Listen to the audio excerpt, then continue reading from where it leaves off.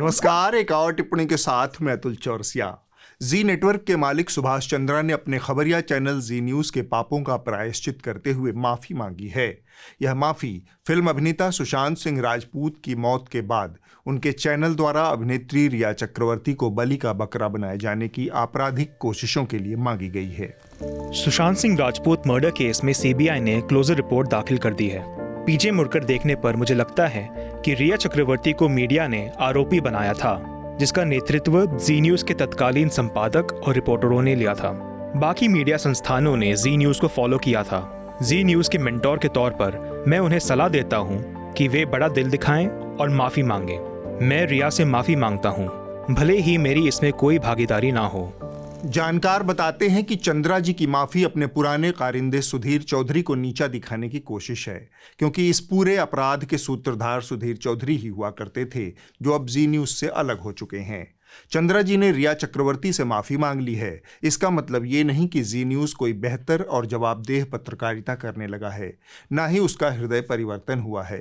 यह चैनल आज भी अमूमन हर रोज़ मुसलमानों के खिलाफ जड़ियल, सांप्रदायिक और नफरती जहर उगलता रहता है। भगवा झंडा देख बेकाबू हो गए मुसलमान, भयंकर बवाल। ईद की छुट्टी पर लगा बैन, भड़के मुसलमान, भयंकर बवाल। काली पट्टी, सड़क पर उतर गए मुसलमान, मचा हड़कंप। मुसलमानों ने जमकर काटा गदर, पूरी मुंबई में हड़कंप। ईद के बाद मुस्लिम इलाके में टूटेंगे योगी के बुलडोजर। ईद ... मुसलमानों ने पूरा बिहार हिला डाला। मोदी जी के नेतृत्व में देश तरक्की और भाईचारे के हाईवे पर सरपट भाग रहा है। होली प्रेम और मेल मिलाप के साथ बीत गई, फिर ईद की बारी आई। मोदी जी के राज में यह भी दोस्ताने, मोहब्बत और गर्मजोशी के साथ बीत गई। मोदी जी ने मुसलमानों को ईदी का तोहफा सौगात मोदी के रूप में भेजा। ईद की खुशियों को दोगुना करने के लिए बीजेपी की तरफ से मुस्लिम समुदाय को एक खास तोहफा दिया गया है, जिसका नाम है सौगात मोदी। प्रधानमंत्री मोदी की तरफ से देश के गरीब मुसलमानों को ईद के मौके पर गिफ्ट हैम्पर बांटा जा रहा है। अब इससे इंडी गठबंधन वाले तनाव में कि भाई मुसलमानों में अगर मैसेज चला जाएगा कि भर भर कर एक मुश्त वोट तो वो इंडी अलायंस और विपक्षी पार्टियों को देते हैं और गिफ्ट मोदी दे रहे हैं। अब तो मुसलमानों से आलमे मोहब्बत ये है कि सालों से बंद पड़ी रोजे इफ्तार की रवायतें भी फिर से शुरू हो गई हैं। संघ समर्पित भाजपाई जमकर इफ्तार की दावतें उड़ा रहे हैं।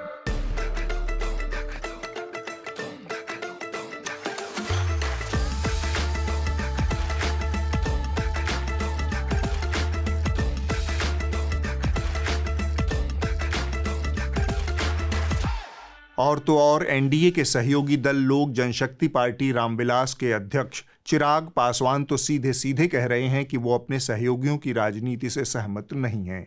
देश में धर्म संप्रदाय से ज्यादा बड़े मुद्दे हैं डिस्कस करने को। मैं 21वीं सदी का पढ़ा लिखा ही हूँ, मुझे इन सब बातों से, और मैंने इस बात को बोलते बोलते मैंने कहा है कि धार्मिक विषयों में नहीं इंटरफेयर करना चाहिए, वो व्यक्तिगत आस्था का विषय है। अरे मैं अपने सहयोगियों की भी मैं बात कर रहा हूँ, अगर आप उनका भी नाम लेकर बोल रहे हैं कि वो लोग ये करते हैं, मैं इस राजनीति से सहमत नहीं हूं। मैं मानता हूं कि आज की तारीख में there are bigger issues, there are bigger things that needs to be addressed and we need to talk about that rather than just talking about Hindu and Muslim. यह सुनकर सुशांत सिन्हा का छोटा मुंह आपको नजर आया होगा। ये सारे सुखद बदलाव बस एक छोटी सी दुर्घटना के चलते संभव हुए हैं।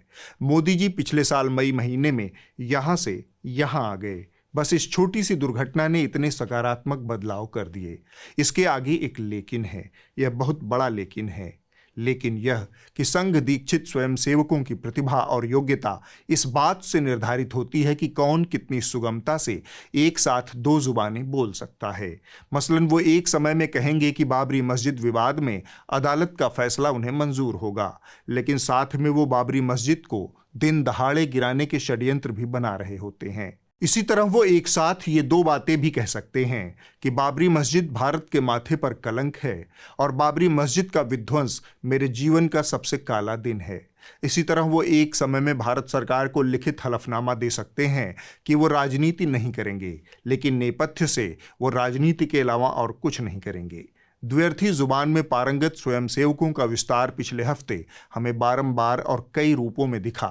मसलन मोदी जी जब ये कहते हैं, एक तो मेरा जो घर है ना, मेरे अगल बगल में सारे मुस्लिम परिवार हैं, तो हमारे घर में ईद भी मनती थी, हमारे घर में और भी त्योहार होते थे। मेरे घर में ईद के दिन खुद का खाना नहीं पकता, सारे मुस्लिम परिवारों से मेरे यहाँ खाना आ जाता था। उसी वक्त में योगी जी ये कहते हैं, 100 परिवारों के बीच में एक हिंदू की बात तो दूर करिए, 100 मुस्लिम परिवारों के बीच में 50 हिंदू सुरक्षित रह सकता है क्या? नहीं रह सकता। मोदी जी जब खुद कह रहे हैं तो योगी जी को क्या दिक्कत है, लेकिन योगी जी मानने को तैयार नहीं। दरअसल मोदी जी और योगी जी का लफड़ा बहुत आगे निकल चुका है। वो हर जुमला जो मोदी जी इजाद करते हैं, योगी जी लपकने के फिराक में हैं। मसलन अब तक आपने सुना होगा, मोदी है तो मुमकिन है। योगी जी ने उसे योगी है तो यकीन है में बदल दिया है। अरे मोदी है तो मुमकिन है, ओ, अरे मोदी है तो मुमकिन है, अरे योगी है तो यकीन है, योगी है तो यकीन है।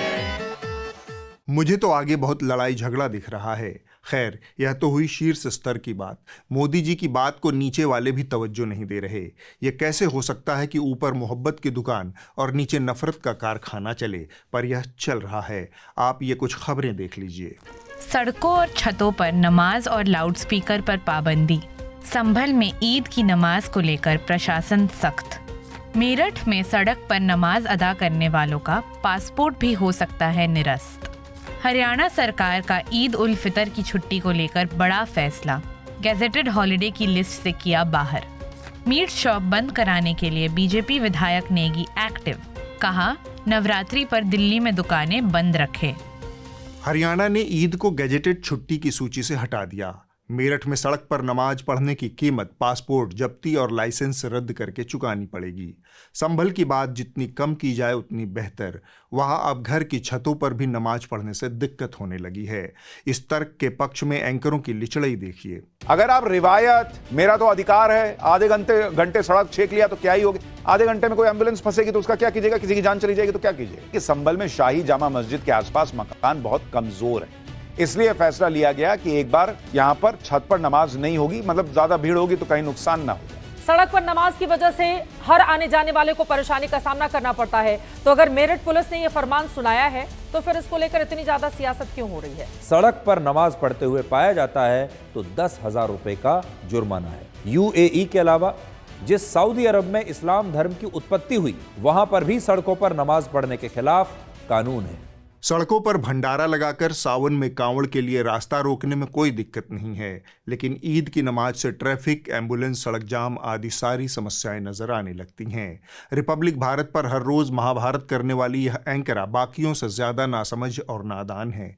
यह पूछ रही है कि आखिर हिंदुओं का वो कौन सा त्योहार है जिसमें सड़क जाम होती है। मुझे ये बताइए ना, कौन सा हिंदू त्योहार ऐसा है जिसमें सारे हिंदू सड़क पर आकर पूजा करने लगते हैं? ऐसा कौन सा त्योहार है? मुझे एक त्योहार बता दीजिए। मैं कह रहा हूँ मैडम, सड़क पर कौन आकर पूजा करता है? मैं बता रहा हूँ मैडम, मुझे एक त्योहार बता दीजिए। इस तरह के सवाल पूछने के लिए हिम्मत और मूर्खता दोनों चाहिए। एक साधारण गूगल सर्च या फिर ग्रोक जी से पूछकर जिस सवाल का जवाब मिल सकता है, उसके लिए महाभारत आयोजित करने की क्या जरूरत? देश में हर साल कांवड़ यात्रा, मूर्ति विसर्जन, कलश यात्रा, भंडारा और रोड शो के नाम पर रास्ते बंद होते रहते हैं। इसकी वजह से आमजन हफ्तों और कभी कभी महीनों तक डाइवर्जन और ट्रैफिक जाम जैसी दिक्कतों से दो चार होते हैं। इन आयोजनों के चलते अक्सर कानून व्यवस्था की स्थिति भी खराब होती है। उत्तर प्रदेश के बहराइच में दुर्गा प्रतिमा विसर्जन यात्रा के दौरान आज जमकर हंगामा हुआ और इलाके में तनाव फैल गया। रामनवमी के जुलूस के दौरान बिहार शरीफ में हमने हिंसा देखी थी। बिहार के कुछ और इलाके भी हिंसा का शिकार हुए थे। झारखंड के हजारीबाग में महाशिवरात्रि के मौके पर दो समुदाय के बीच हिंसक झड़प का मामला सामने आया है। पश्चिम बंगाल के मुर्शिदाबाद जिले में रामनवमी जुलूस के दौरान झड़प हुई। इस घटना में 20 लोग घायल हो गए। ये घटना शक्तिपुर इलाके में उस समय हुई जब रामनवमी पर शोभा यात्रा निकाली जा रही थी। खबरिया चैनलों पर एंकराएं जब सड़क पर और छत पर नमाज को गैर जरूरी साबित करने में लगे हुए थे, तब संभल के डीएम साहब ने अपने जिले और प्रशासन की हो रही जगहसाई को कम करने की गरज से एक सफाईनामा जारी किया। उन्होंने कहा, मीडिया वाले भ्रामक खबरें चला रहे हैं। हमने तो केवल कुछ जर्जर पड़े मकानों की छतों पर नमाज पढ़ने से रोका है, पूरे संभल की छतों पर नहीं।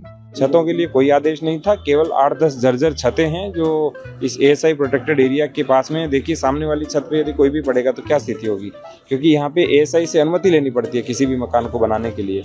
उसके अतिरिक्त किसी प्रकार का कोई प्रतिबंध नहीं था, कोई कहीं पर भी पड़ सकता है। इन घटनाओं का जिक्र करने का एक मकसद है।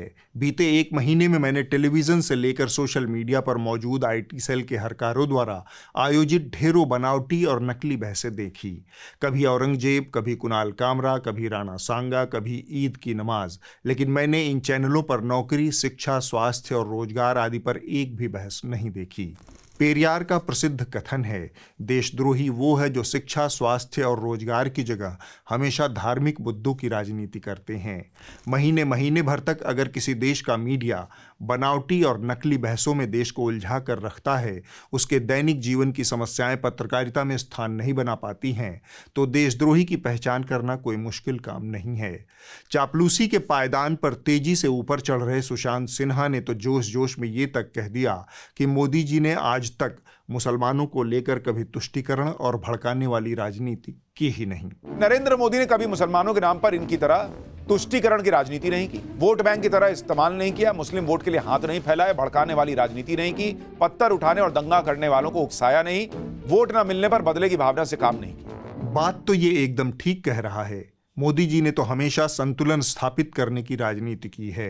उन्होंने हमेशा यही कहा कि जहां कब्रिस्तान है वहां श्मशान भी होना चाहिए, जहां क्रिया हो वहां प्रतिक्रिया भी होनी चाहिए। हमारे आराध्यों की मूर्तियां तोड़ी जा रही है, जिहादी मानसिकता वाले उस बैठिए झुंड बनाकर हमला कर रहे हैं।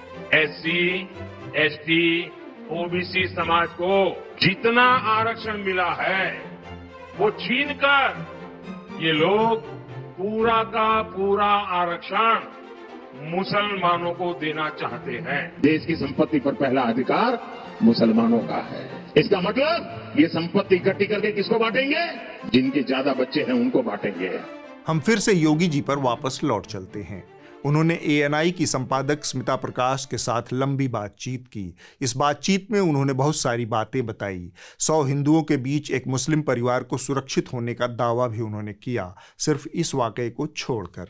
हम लोग सभी यहाँ पर TDI सिटी के निवासी हैं और आज का जो हमारा धरना प्रदर्शन है उसकी मेन वजह ये है कि डॉक्टर बजाज यहाँ पर जो काफी सालों से रह रहे थे, वो हम पूरी सोसाइटी को बिना अवगत कराए उन्होंने अपना घर एक गैर संप्रदाय के व्यक्ति को बेच दिया। डॉक्टर इकरा चौधरी है, तो हम इस सब चीज को स्वीकृत नहीं कर सकते कि कोई गैर संप्रदाय का व्यक्ति हमारे TDI सिटी में मंदिर के वो भी सामने आकर रहे, तो हम इसका कड़ा विरोध करते हैं। इस बातचीत में योगी जी ने इससे भी ज्यादा महत्वपूर्ण बातें कहीं, जैसे कि 2017 के बाद उत्तर प्रदेश इतना सबल, सक्षम और शरीफ हो गया है कि यहाँ महिलाएं अब सुरक्षित महसूस करने लगी हैं। उत्तर प्रदेश की माताएं बहनें बोलती हैं, बेटियां बोलती हैं कि हम आज सुरक्षित हैं। मुझे प्रसन्नता है कि डबल इंजन की भारतीय जनता पार्टी की सरकार के कारण वह बेटी अपने माँ बाप के संरक्षण में अपने घर से स्कूल जाती है और घर में वापस आती है। आज वो अपने को सुरक्षित महसूस करती है। मैं योगी जी की बातों पर बहुत ज्यादा टीका टिप्पणी करने की बजाय थोड़ा तथ्यों की बात करना चाहता हूं। साल 2025 के अभी तक सिर्फ 3 महीने बीते हैं। इन 3 महीनों की कुछ तस्वीरें आपके सामने रखते हुए मुझे हार्दिक खेद और कष्ट हो रहा है। इन 3 महीनों के दौरान बलिया, बरेली, कासगंज, प्रतापगढ़, अयोध्या, बागपत, मुजफ्फरनगर जिलों से महिलाओं की ये कहानियां हमारा भरोसा तोड़ देती हैं। कासगंज में 12 साल की दलित किशोरी की मौत, घर में मिला शव, 15 साल की बहन लापता, परिजनों ने गांव वालों पर लगाया हत्या का आरोप। बलिया में हत्या कर लड़की को घर के सामने लटकाया, पीठ के पीछे दोनों हाथ बंधे थे। 1 महीने बाद होनी थी शादी। ट्रेन के साथ चढ़ा था दरिंदा, गेट पर अकेली देख किशोरी को लेकर कूदा। स्टेशन के पास हुई दरिंदगी की फुल स्टोरी। अस्पताल में काम कर रही युवती की रहस्यमय परिस्थितियों में मौत, सामूहिक दुष्कर्म के बाद हत्या का आरोप। नेता कुछ भी दावा करें, उन्हें ऐसा करने का अनुभव और मजबूरी है। पत्रकारों को कुछ भी सुनने का हक नहीं है, उन्हें सवाल पूछने का हक है, लेकिन वो नहीं पूछ रहे हैं। स्मिता जी के सामने आंकड़ों का पूरा जखीरा मौजूद है, लेकिन वो नमक का कर्ज चुकाने में व्यस्त हैं। ज़्यादा दूर जाने की ज़रूरत नहीं है। एनसीआरबी के आंकड़े सार्वजनिक रूप से उपलब्ध हैं। वहाँ साल दर साल उत्तर प्रदेश में महिलाओं के खिलाफ होने वाले अपराधों का आंकड़ा भी मौजूद है। 2020 में महिलाओं के खिलाफ 49,385 मामले, 2021 में 56,083 और 2022 में 65,743 मामले।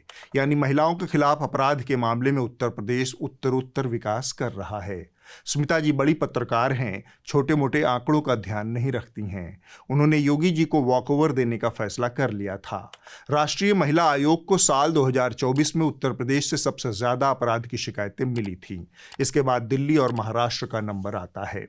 इन दो जानकारियों से आप क्या निष्कर्ष निकालते हैं? आंकड़े साफ कह रहे हैं कि उत्तर प्रदेश में महिलाओं के खिलाफ अपराध लगातार बढ़ रहे हैं और उत्तर प्रदेश का मुखिया कह रहा है कि 2017 के बाद से महिलाएं सुरक्षित हो गई हैं। पत्रकार का काम है कि वह उससे पलटकर पूछे कि ये आप ऐसा किस आधार पर कह रहे हैं। आंकड़े तो कुछ और कह रहे हैं, लेकिन इसकी बजाय वह मीडिया खुद ही उस सरकार की छवि चमकाने का जरिया बन गया है। सरकार के हर झूठ को सच साबित करने का औजार बन गया है। यहाँ मीडिया और सत्ता के बीच एक आपराधिक गठजोड़ बन गया है। किसी भी स्वस्थ और जागरूक लोकतंत्र के लिए यह बहुत डरावनी और निराशाजनक तस्वीर है। इसकी वजह है सरकारों द्वारा इन मीडिया संस्थानों को मिलने वाला करोड़ों रुपए का विज्ञापन। जब तक यह आपराधिक गठजोड़ नहीं टूटेगा, तब तक मीडिया नहीं बदलेगा। इस बदलाव की लगाम आपके हाथों में है। सब्सक्रिप्शन का मॉडल ही पत्रकारिता को बदल सकता है। इसे सरकारों की जी हुजूरी से हटाकर जनहित की तरफ ले जा सकता है। हम न्यूज़ लॉन्ड्री में लगातार यही प्रयास कर रहे हैं। न्यूज़ लॉन्ड्री भारत का पहला पूरी तरह विज्ञापन से आज़ाद मीडिया संस्थान है। इसे आपके आर्थिक समर्थन और सब्सक्रिप्शन की ज़रूरत है। सिर्फ शिकायत नहीं, बदलाव का जरिया बनिए। न्यूज़ लॉन्ड्री को सब्सक्राइब कीजिए। मेरे बगल में जो QR कोड लगातार आपको दिख रहा है, उसे स्कैन करके आप आसानी से ऐसा कर सकते हैं। बीते हफ्ते राणा सांगा के चक्कर में बुद्धू बक्से का छोटा पर्दा हल्दी घाटी बन गया। सांगा को 80 घाव लगे, मरहम पट्टी थी आंखों पर। यहाँ हमारे चैनलों के शूरवीर बिना किसी घाव के गला फाड़ रहे थे। बहुतों ने बहुत तरीके से राणा को याद किया, लेकिन मुझे BND भाई की यह बाल सुलभ नाराजगी बहुत पसंद आई। ये लेफ्टिस्ट इतिहास को मैं नहीं मानता। ये बाबरनामा मैं बिल्कुल नहीं मानता। लेफ्टिस्ट इतिहास को मैं नहीं मानता। तो मत मानो भाई, BND को सब कुछ अपनी पसंद का चाहिए। इतिहास अपनी पसंद का, भूगोल अपनी पसंद का, मैथ अपनी पसंद का, विज्ञान अपनी पसंद का। कल को अगर ये कहें कि मैं न्यूटन के गुरुत्वाकर्षण को नहीं मानता, हम तो ब्रह्मगुप्त को गुरुत्वाकर्षण का पिता मानते हैं, तो हमारे और आपके पास मानने के सिवा कोई विकल्प नहीं है, क्योंकि पसंद बड़ी चीज़ है। खैर, राणा सांगा विवाद की शुरुआत हुई समाजवादी पार्टी के सांसद रामजी लाल सुमन के राज्यसभा में दिए गए एक वक्तव्य से। बाबर को इब्राहिम लोधी को हराने के लिए राणा सांगा लाया था, तो मुसलमान तो बाबर की औलाद हैं और तुम गद्दार राणा सांगा की औलाद हो। ये हिंदुस्तान में तय हो जाना चाहिए। सुमन जी के इस बयान में भाषा की तलखी पर बहस हो सकती है, लेकिन उन पर हमले से पहले बहस इस विषय पर होनी चाहिए थी कि उनकी बात सच है या फिर नहीं, तथ्य क्या कहते हैं। लेकिन हमेशा की तरह आहत भावना समाज वाले सड़क पर उतर गए। यहाँ तथ्य की बजाय बात सम्मान की, जाति विशेष के अहंकार की होने लगी। राजपूतों का एक संगठन करनी सेना रामजीलाल सुमन के आगरा स्थित घर पर चढ़ बैठा। आवास के पास खड़ी गाड़ियों के शीशे तोड़ दिए गए और कुर्सियां भी तोड़ दी। इसके साथ ही उनके आवास में भी तोड़फोड़ की गई। दोपहर करीब 12:15 बजे बुलडोजर पर सवार होकर करनी सेना के पदाधिकारी और सदस्य राज्यसभा सदस्य सुमन के घर की ओर निकल लिए। इसके बाद इतिहास के अंड-बंड संस्करण का नया अध्याय खबरिया चैनलों पर शुरू हो गया। रूबिका लियाकत ने उनके शौर्य का बखान कुछ यूं किया। आप जानते हैं 100 से ज्यादा युद्ध राणा सांगा ने लड़े हैं। आप जानते हैं किसी की इतनी औकात, कितनी हिम्मत नहीं है कि एक घाव लग जाए और उसके बाद भी डटा रहे वो इंसान। I am not lying, this is fact. Rana Sanga is a fact. Sushant Sinha ने उनकी वीरता कुछ यूं याद की। महाराणा प्रताप और राणा सांगा जैसे महावीरों का तो भारत पर कर्ज है, जिन्होंने अपने प्राणों की आहुति दे दी, लेकिन मुगलों की अधीनता स्वीकार नहीं की। अग्निहोत्री जी, ये वाले नहीं, ये वाले अमिताभ अग्निहोत्री। इन्होंने बाबरनामा का एक पन्ना खुद ही लिख डाला। इन्होंने बाबरनामा का न जाने कौन सा संस्करण पढ़ा है। बाबरनामा के किसी भी एडिशन में ये नहीं लिखा कि राणा सांगा ने बाबर को बुलाया। ठीक, ये कहां से गूगल से, फेसबुक से, पोस्ट, व्हाट्सएप से लेके लोग आ रहे, उनकी बुद्धि को मेरा प्रणाम, कहीं नहीं लिखा। अग्निहोत्री जी की सुविधा के लिए यह बाबरनामा का पेज नंबर 530 है, देख लें। राणा सांगा ने बाबर को काबुल से दिल्ली की ओर हमला करने के लिए अपना दूत भेजा था। यह बात बाबर स्वयं अपनी आत्मकथा में लिख रहा है। ठीक यही बात पंडित जवाहरलाल नेहरू की डिस्कवरी ऑफ इंडिया में भी विस्तार से वर्णित है।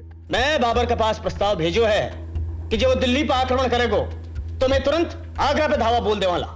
ऐतिहासिक व्यक्तित्वों को देखने का कोई एक नजरिया नहीं हो सकता। बहुत से इतिहासकारों ने इस तथ्य पर सवाल भी खड़े किए हैं। तथ्यों की रोशनी और तत्कालीन परिस्थितियों के मद्देनजर कुछ निष्कर्षों पर पहुंचा जा सकता है। पेशेवर इतिहासकार यही करते हैं। राणा सांगा एक वीर योद्धा थे, इस बात में किसी को शक नहीं होना चाहिए। उन्होंने कई युद्ध लड़े और जीते। उनमें से 2 युद्ध दिल्ली के सुल्तान इब्राहिम लोदी के साथ भी जीता था।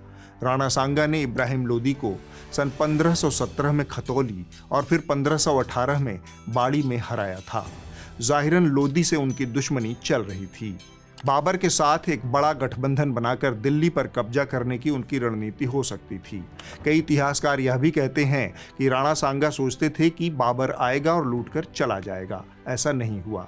राणा सांगा सिर्फ लोदी से ही नहीं लड़े, उन्होंने अपने जीवन काल में लड़ी गई तमाम लड़ाइयों में बहुत से राजपूताने के विभिन्न राजपूत राजाओं के साथ भी लड़ी। राणा किसी बृहत्तर हिंदू राष्ट्र या फिर भारतवर्ष के लिए नहीं लड़ रहे थे। राणा सांगा ने सत्ता पर कब्जा अपने 2 बड़े भाइयों पृथ्वीराज और जगमल को मारकर किया था। यहाँ पर आप राणा सांगा और औरंगजेब की कहानी में काफी समानता पाएंगे। मध्यकाल में सत्ता पर कब्जा और सत्ता का हस्तांतरण इन्हीं तरीकों से होता था, लेकिन हमारे टीवी चैनलों पर बैठे तथाकथित इतिहासकार औरंगजेब और राणा के सत्ता पर कब्जे की अलग अलग व्याख्या कर सकते हैं। जब तक आप सत्ता और राजनीति की चाल को उस समय की प्रचलित संस्कृति और परिस्थितियों से जोड़कर नहीं आंकेंगे, तब तक आप इसी तरह की बकवास देखते और सुनते रहेंगे। ये लेफ्टिस्ट इतिहास को मैं नहीं मानता। ये बाबरनामा मैं बिल्कुल नहीं मानता। मानो इनके मानने न मानने से दुनिया को कोई फर्क पड़ता है। इन बकवास खबरों के बाद अब आप एक जरूरी खबर सुने। इसका लेना देना आपके बच्चों के भविष्य से है। केंद्र सरकार ने शिक्षा मामलों की स्थायी संसदीय समिति को एक जानकारी दी है जो चिंताजनक है। इसके मुताबिक देश की 23 IITs में बीटेक छात्रों का प्लेसमेंट काफी गिर गया है। कईयों में यह गिरावट 10% से कहीं ज्यादा है। यह तुलना साल 2021 और 2024 के बीच की गई है। जानकारी के मुताबिक IIT BHU को छोड़कर 23 में से 22 IITs में 2021 की तुलना में 2023 में 15% तक की गिरावट दर्ज हुई है। सबसे अधिक गिरावट IIT दिल्ली में दर्ज हुई है जो करीब 15% है।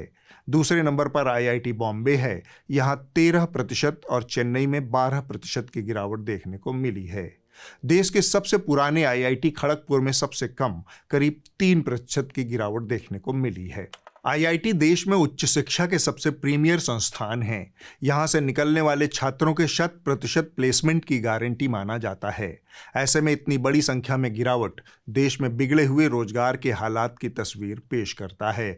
अब आप इस हफ्ते की रिपोर्ट देख लीजिए। जो कही जा रही थी बातें इस हफ्ते की रिपोर्ट मैं मीडिया से है। बिहार के कटिहार जिले में शिक्षा सेवकों और शिक्षा केंद्रों को लेकर कई अनियमितताएं सामने आई हैं। RTI से मिली जानकारी के मुताबिक जिन जगहों पर शिक्षा सेवा के केंद्र चल रहे हैं, वहां पहुंचने पर पाया गया कि वो केंद्र उपलब्ध ही नहीं है।